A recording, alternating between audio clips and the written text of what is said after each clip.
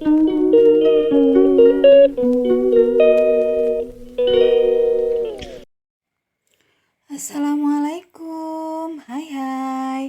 Kembali lagi denganku, Ibu Dua Anak. Oke, kali ini temenin aku yuk nyetrika kegiatan sehari-hari, nyetrika baju. Tuh lihat tuh bajuku numpuk sekali. Aku biasanya sih semua baju-baju yang kunyuci itu kusetrika, semuanya kusetrika. Karena apa? Karena aku gimana ya, senang sekali, merasa puas kalau melihat anak-anakku atau suamiku gitu pakaian-pakaian yang rapi, bersih, rapi dan tidak kusut.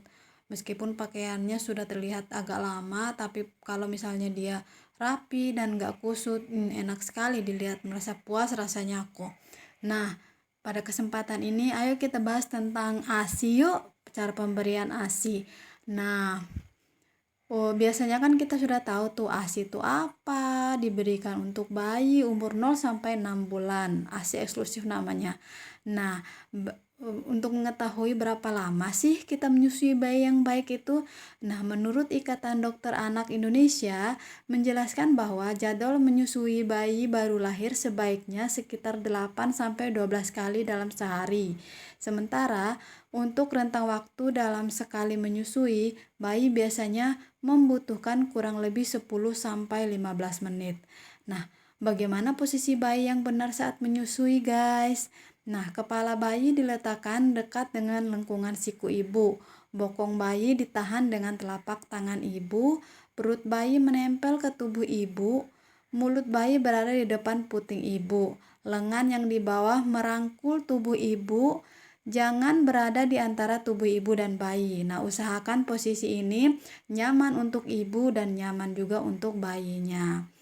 Bagaimana nih tanda-tanda si kecil sudah cukup minum ASI-nya?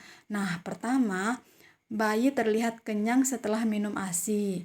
2. Berat badannya bertambah setelah 2 minggu pertama. Ketiga, payudara dan puting ibu terasa terlalu nyeri.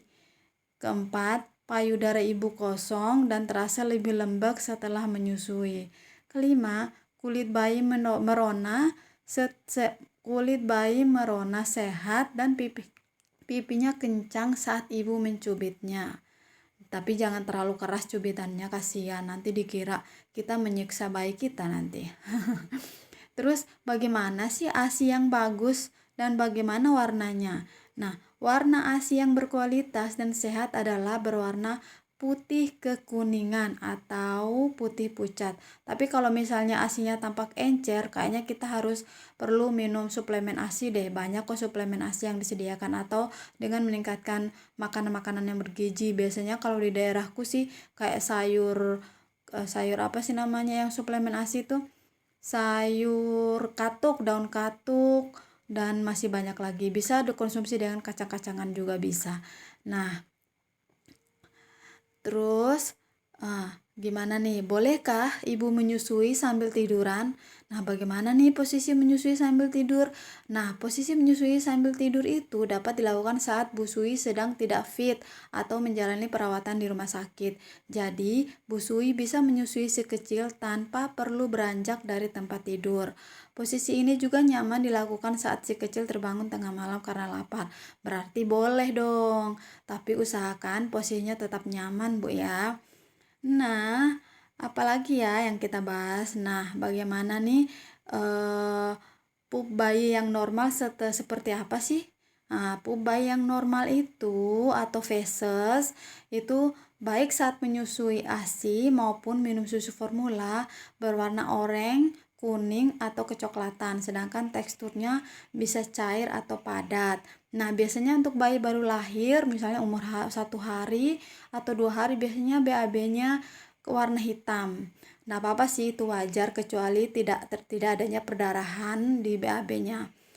Terus untuk memilih pemakaian susu formula, usahakan pemakaian susu formula itu sudah ada indikasi-indikasinya, seperti mungkin bayinya demam karena kurang ASI ibunya, atau indikasi lain seperti ibunya mengkonsumsi obat-obatan, mungkin obat-obatan hormon atau obat-obatan lain. Itu ya, jangan langsung berpikir untuk oh iya nggak ada ASI, baru sehari nggak ada ASI langsung berkeputusan untuk pakai susu formula. Jangan. Ibu-ibu itu harus ubah mindset pikirannya itu. Harus diubah. Jangan langsung mikir susu formula, susu formula.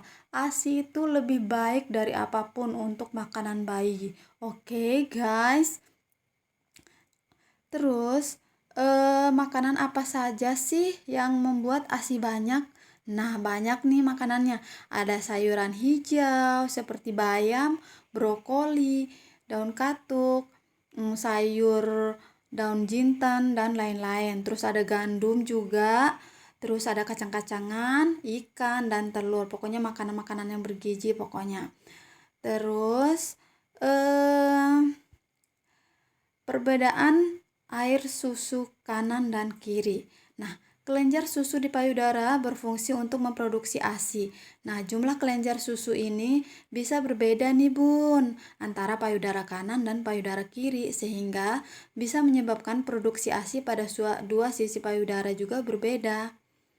Nah, usahakan saat menyusui itu seperti kita kan orang muslim, kalau orang muslim misalnya kan duluan yang kanan. Nah, kalau misalnya udah terasa kosong di payudara yang kanan, udah deh ganti yang kiri. Udah selesai deh videonya. Dadah.